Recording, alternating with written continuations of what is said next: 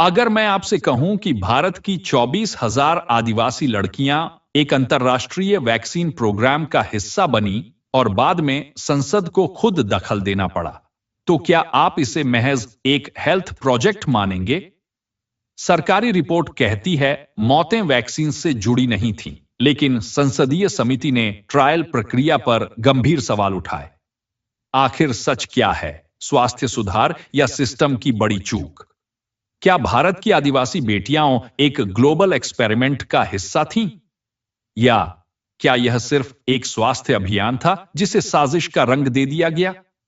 आज हम उस कहानी की परतें खोलेंगे, जिसमें शामिल हैं एक अंतर्राष्ट्रीय एनजीओ, एक वैक्सीन ट्रायल, संसद की रिपोर्ट और दुनिया के सबसे ताकतवर लोगों में से एक नाम। साल 2009।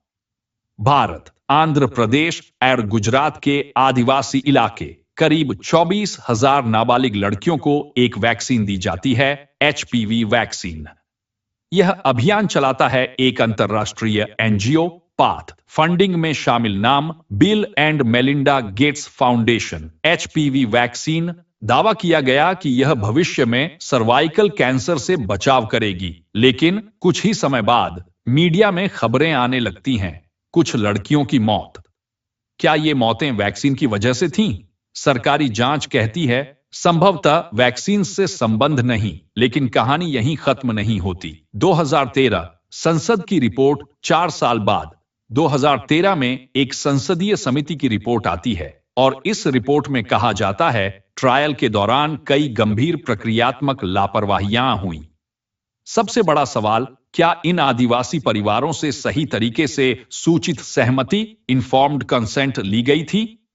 रिपोर्ट में कहा गया नहीं। यह भी सिफारिश की गई कि एनजीओ के खिलाफ कार्रवाई होनी चाहिए, लेकिन आज तक इंटरनेट पर कोई स्पष्ट जानकारी नहीं मिलती कि उस एनजीओ पर क्या ठोस कार्रवाई हुई। और फिर आता है बड़ा नाम, बिल गेट्स। एक तरफ भारत में स्वास्थ्य, पोषण, टीकाकरण और टेक्नोलॉजी में भारी निवेश, दूसरी तरफ एप्स्टीन से मुलाकातों को लेकर उठे विवाद। यह स्पष्ट है कि गेट्स पर कोई आपराधिक दोष सिद्ध नहीं हुआ, लेकिन विवाद ने सवाल जरूर खड़े किए। India is a laboratory. एक पॉडकास्ट में बिल गेट्स कहते हैं, India is an example, it's a kind of a laboratory to try things. बस यहीं से इंटरनेट पर आग लग जाती है। क्या उन्होंने भारत को प्रयोगशाला कहा?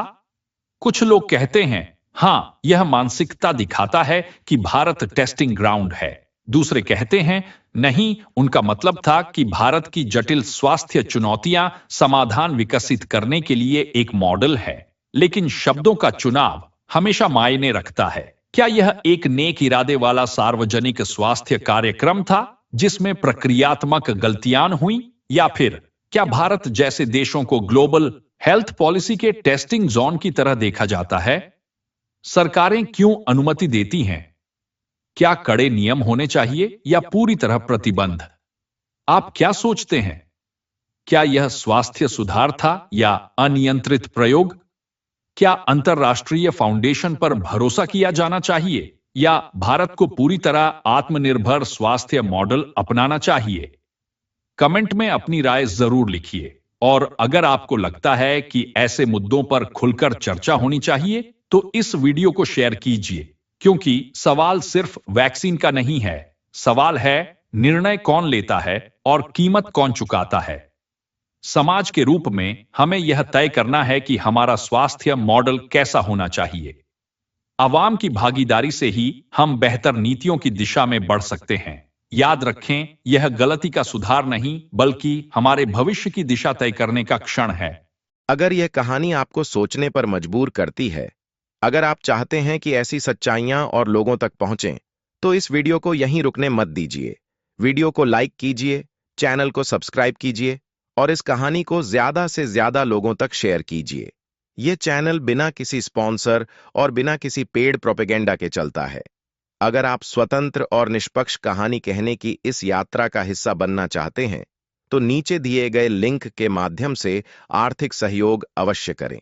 आपका छोटा सा सहयोग भी हमें और गहरी रिसर्च और सच्ची कहानियां लाने में मदद करता है। मैं हूं अजय पांडेय और यह थी एक और लॉस्ट स्टोरी। मिलते हैं अगली कहानी में।